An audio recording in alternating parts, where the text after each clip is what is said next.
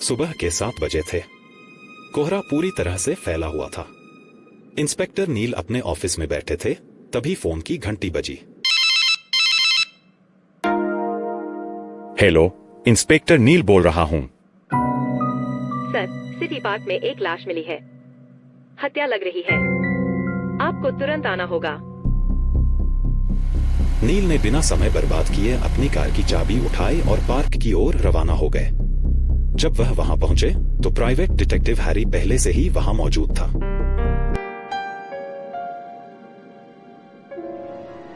तुम यहाँ कैसे? मुझे खबर जल्दी मिल जाती है इंस्पेक्टर। लगता है ये केस तुम्हारे अकेले के बस का नहीं होगा। देखते हैं किसके बस का है। चलो लाश को देखते हैं। लाश पार्क के कोने में एक बेंच के पास पड़ी थी। यह एक जवान औरत की लाश थी। उसका चेहरा सफेद पड़ चुका था और उसकी गर्दन पर चोट के निशान थे।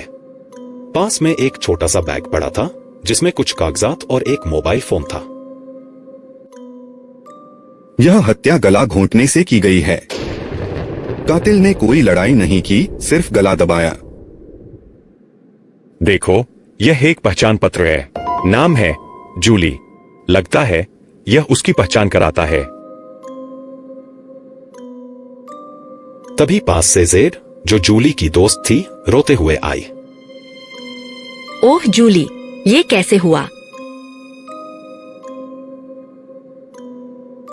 हम समझते हैं कि ये मुश्किल घड़ी है, लेकिन हमें कुछ सवालों के जवाब चाहिए। आखिरी बार आपने जूली को कब देखा था? कल शाम को हम एक साथ कॉफी पी रहे थे। वह कुछ परेशान थी, लेकिन उसने कुछ नहीं बताया।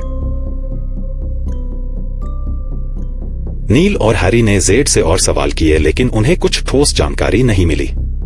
तभी नील का फोन फिर से बजा। दूसरी तरफ सैम था, जो जूली का बॉयफ्रेंड था। इंस्पेक्टर, मुझे खबर मिली है।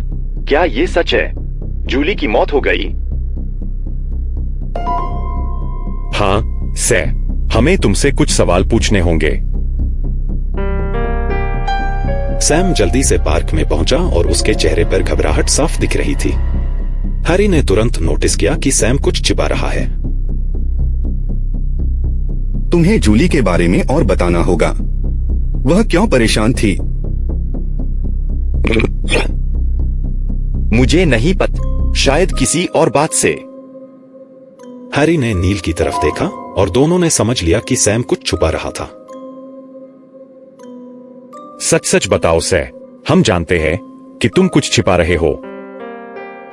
सैम ने कुछ देर चुप्पी साधी, लेकिन फिर दबाव में टूट गया। ठीक है, जूली और मैं कल रात लड़ रहे थे। उसने मुझे बताया था कि वह मुझसे ब्रेकअप करना चाहती है, लेकिन मैंने उसे नहीं मारा। क्या उस रात के बाद तुमने उससे बात की? नहीं, मैंने उसे अकेला छोड़ दिया।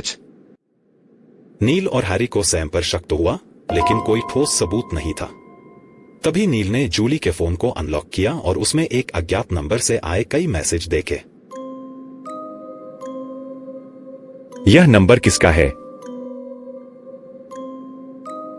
यह सैम का नंबर नहीं है, लेकिन मुझे याद है कि जूली का किसी से अफेयर चल रहा था। शायद वही हो सकता है। नील ने तुरंत उस नंबर की जांच की और पता चला कि वह नंबर एक अजनबी का था। लेकिन जब नंबर की लोकेशन ट्रेस की गई तो वह सैम के घर के पास की ही निकली। यह तो दिलचस्प है। लगता है सैम ने अपने नाम से दूसरा फोन लिया हुआ था। सैम, अब तुम सीधी तरह बताते हो या फिर तुमको थाने ले जाकर तुम्हारी खातिरदारी करनी पड़ेगी? उसे मारना नहीं चाहता था। वह मुझे छोड़ रही थी। मैं सहन नहीं कर पाए। हमने झगड़ा किया और गुस्से में मैंने उसका गला दबा दिया। सैम, तुमने एक बड़ा अपराध किया है। अब तुम्हें इसकी सजा मिलेगी। सैम, आपको गिरफ्तार किया जाता है। बूम! कह दिया था ना, ये केस मेरे बिना हल नहीं होगा। अगली बार देख लेंगे।